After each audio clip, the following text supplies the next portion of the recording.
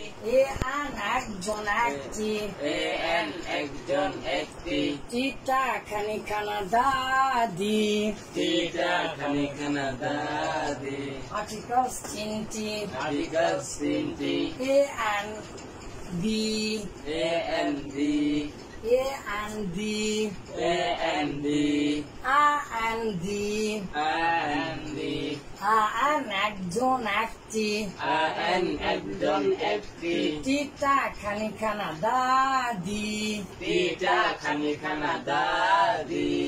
আজকের একটা পড়া যেটা আপনারা এসএসসি সকল প্রকার শূন্যস্থানের প্রয়োজন পড়ে, তবে এসএসসির এবং এইচএসসির 1 নাম্বার কোশ্চেনে পার্টস অফ স্পিচে বিশেষ করে শূন্যস্থান পূরণে এটা আসে।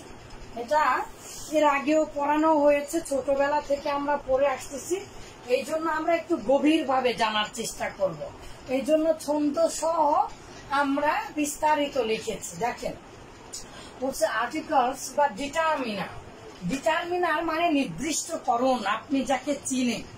গতকালকে আপনাদেরকে বলে দিয়েছিলাম আসলে টিটা খানিখানা দা দি মানে এই দা এর উচ্চারণ কখনো দি হয় কখনো দা হয়, আর এর বাংলা অর্থ আসে টিটা খানিখানা, এই 4টি অর্থ আসে। সেটা কিভাবে? এই যে এইভাবে, যে কোনো নাউন প্লাস টিটা খানিখানা। যেমন বই একটা শব্দ, বই একটা শব্দ, বই বই বই বই, কোন বই আমরা চিনি না। এখন যখনই বলবো বইটি, তখন এই নাউনের সাথে টি লাগানোর সাথে সাথে আমাদের কাছে একটা চিন্তা চলে আসে। পৃথিবীর সকল শব্দ মারিফা না নাকিরা বা ডিটারমিনার্স অর্থাৎ এই আর্টিকেলস, যেহেতু 2 প্রকার আমরা জানি, ডিফিনাইট আর্টিকেল আর ইনডিফিনাইট আর্টিকেল বা ডিফিনিট ইনডিফিনিট। সেই ডিফিনিট আর ইনডিফিনিট কিভাবে চিনব? যখন আমরা কোন দিয়ে প্রশ্ন করব। কি দিয়ে? কোন দিয়ে। এর আগে যখন নাউন শিখিয়েছিলাম তখন আপনাদেরকে বলেছিলাম যে কোন দিয়ে প্রশ্ন করলে যদি উত্তর আসে তাহলে সেটা প্রপার নাউন বা মারিফা বা নির্দিষ্ট, আর যদি প্রশ্ন করার পরে উত্তর যদি না আসে নির্দিষ্ট তাহলে সেটা হবে কমন নাউন বা অনির্দিষ্ট। আসলে আর্টিকেলস বা মারিফা কি বা নাকেরা কি, ডিফিনাইট কি আর ইনডিফিনাইট কি, খুবই সহজ। আমার দিকে look at me and think deeply. Okay?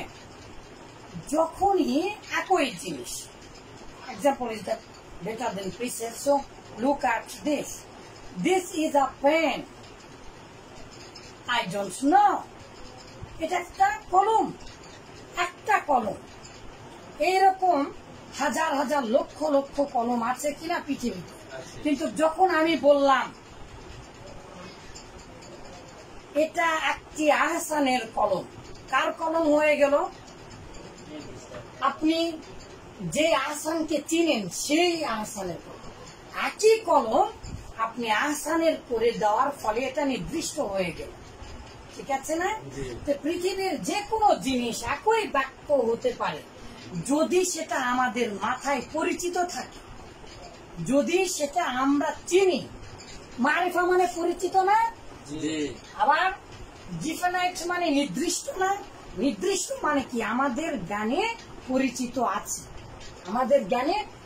এই একটা কথা যদি ভুলে যান তাহলে কোথায় এ লাগাবেন আর কোথায় দা লাগাবেন জীবনেও পারবেন না, সারা জীবন পড়লেও না। আর যদি এটা গভীর ভাবে উপলব্ধি করে যে যে জিনিসটা একই জিনিসের সামনে, আমরা প্র্যাকটিক্যালে দেখবো ইনশাল্লাহ, একই জিনিসের সামনে আমরা দাও দিতে পারি আবার এও দিতে পারি। যদি আমাদের পরিচিত হয় তাহলে আমরা দা লাগাবো, আর যদি পরিচিত না হয় তাহলে আমরা এ লাগাবো। কেন কখন এ লাগাবো একটু পরে বলছি। লাইক দিস, এটা একটা কলম না? Give me a pen, give me a pen. আমাকে একটা কলম দাও। এখানে কতগুলো কলম আছে? আমাকে একটা কলম দাও। আপনি যে কোনো একটা কলম দিলে,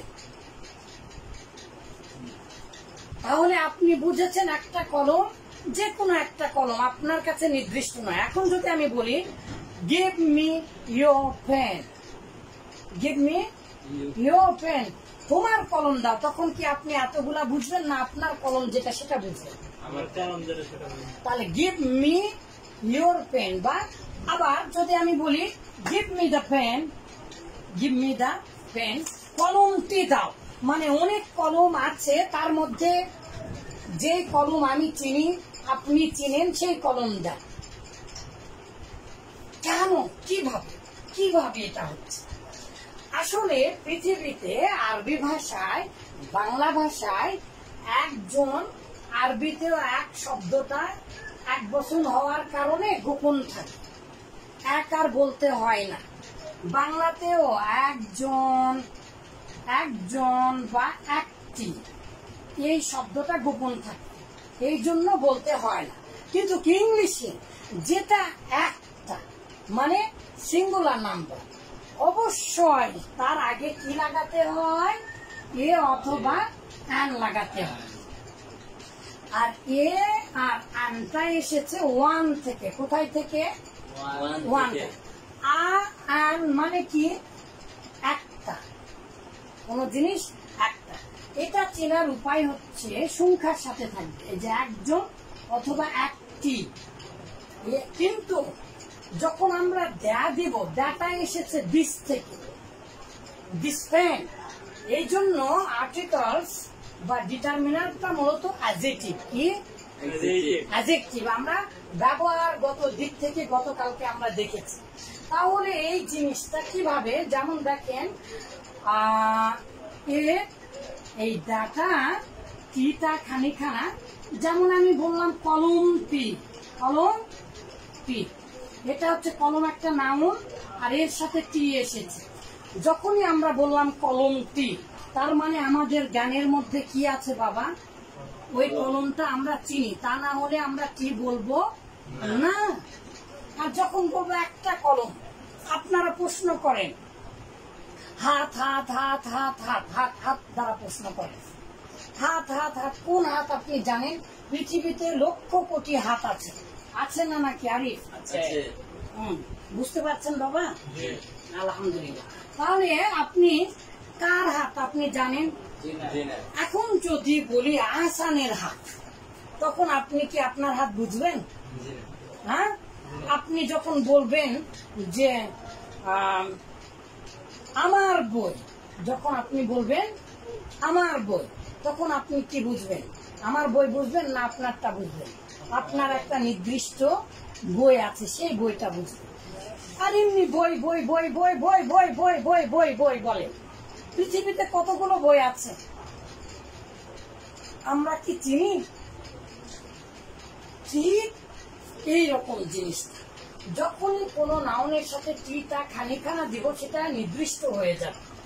এমনকি আলিফ লাম দ্বারা যে মারেফা হয়, তাই না? দেখেন এই ডাটা মূলত নিয়ে এসেছে আলিফ লাম থেকে। দেখেন এই যে আলিফ, এই যে লাম, এই যে টি, এই যে এইচ। লামটা এদিক করে রেখলে উল্টা হয়, আর এটা ঠিক বিপরীত, এই যে লাম এরকম উল্টা হয়ে যায়। যাই হোক, আপনাদেরকে সহজে বোঝানোর জন্য আমি মূলত এখন আপনাদেরকে যেটা শেখাতে চাচ্ছি সেটা হচ্ছে ব্যবহার বিধি। কারণ আমাদের অনুষ্ঠানে ব্যবহার বিধি আছে। একটা সহজ নিয়ম, কনসোনান্টের আগে কি আসে? এ। আর এটা কখন আসে? পৃথিবীর যত কমন নাউন আছে আর পৃথিবীতে যত সিঙ্গুলার নাম্বার আছে, আরবিতে আর বাংলাতে দেওয়ার প্রয়োজন পড়ে না। কিন্তু ইংলিশে আ বা এ এটা দিতেই হবে। পেন, ইংলিশে এটা দিতেই হবে। Pen, pen. আচ্ছা, এই পেন মানে কি? একটা কলম আমরা বুঝতেছি না? এটা তো বহু বচন করিনি, তাই না? বলিনি তো, পেন্স বলিনি। হ্যাঁ, তাহলে এটা পৃথিবীতে ইংলিশ ভাষাতে যেটা একটা, তার আগে আমাদেরকে কি দিতে হবে? এ দিতে হবে। আপেল, আপেল মানে একটা কলম। কয়টা কলম? একটি কলম। কিন্তু এখন এই কথাটাই যখন আমি বলবো, look at this, you have to understand. তাহলে the pen, দা পেন, তাহলে কি হলো? কলম, কলম টি। যখনই আমি বললাম এই একটা পেন মানে যে কোনো একটা পেন, আমি চিনি না, এই একই পেন যখনই আমি দা বলবো তখন আমাদের জ্ঞানের মধ্যে সেটা পরিচিত, নির্দিষ্ট, আমরা তাকে চিনি, এতটুকুন পার্থক্য। এখন যদি আমি বলি পেন্স, কিন্তু এখানে যদি আমি বলি পেন্স তখন আর এ দিব না। কারণ কি বাবা, এটা বহু বচন হয়ে গেল না? বহু বচন হলে কি আর একটা জিনিস থাকে? আমি বারবার এটাই বোঝানোর চেষ্টা করছি, আরবিতে আর বাংলাতে এই যে একজন একটি দিলেও হয়, না দিলেও হয়, গোপন থাকে, কিন্তু ইংলিশে এটা হবে না। সিঙ্গুলার হলেই আ অথবা আন দিতে হবে। এখন তাহলে আমরা ব্যবহার বিধিতে আসি। ব্যবহার বিধির সাধারণ নিয়ম হচ্ছে যে কোনো ভাবে কনসোনেন্টের আগে আসবে আর আর ভাওয়েলের আগে আসবে এল। এখন ব্যতিক্রম হতে পারে যদি কোনো ভাওয়েলের উচ্চারণ কনসোনেন্টের মতো হয়, ইউ ওয়াই এর মতো হয়, তাহলেও এ হবে। আবার ঠিক এর বিপরীত, যদি কোনো কনসোনেন্টের উচ্চারণ ভাওয়েলের মতো হয় তাহলেও তার আগে অ্যান আসবে। কিন্তু সহজ কথা, কনসোনেন্টের আগে এ আর ভাওয়েলের আগে অ্যান, যে কোনো মূল্য। যতগুলো ব্যতিক্রম নিয়ম আছে এইটাই হবে। যেমন দেখেন অনেস্ট, এর এইটা উচ্চারণ হয় না, কার উচ্চারণ হচ্ছে? ওর। এই জন্য তাহলে ভাওয়েলের আগে আসলো কি হলো? অ্যান। বি ছাড়া, এম, এ, বি ছাড়া সবগুলোর আগে অ্যান দিতে হবে। কারণ কি? এগুলো ভাওয়েলের উচ্চারণ হয়, অক্ষরগুলো, এই জন্য। তো আমরা এটাও জেনে নিলাম। এখন একটা সহজ বুদ্ধি, দা এর ব্যবহার বিধি। দা এর ব্যবহার তো না হলেও তো 20 থেকে 30টা নিয়ম আছে।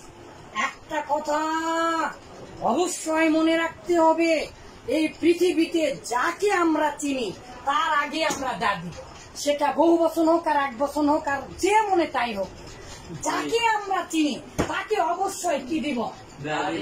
তার আগে অবশ্যই কি ব্যবহার করব? এই দা ব্যবহার করা মানেই হচ্ছে নির্দিষ্ট করে ফেললাম, আমার মাথার মধ্যে তাকে বন্দি করে ফেললাম। এখন বাবা একটা নিয়ম দেওয়া আছে, পৃথিবীতে যে জিনিস একটা তার আগে দা দিতে হয়। আচ্ছা, আপনি যখন বললেন আর্থ মানে কি? পৃথিবী। তাহলে এই যে পৃথিবী, আপনি কি কয়টা পৃথিবী চিনেন?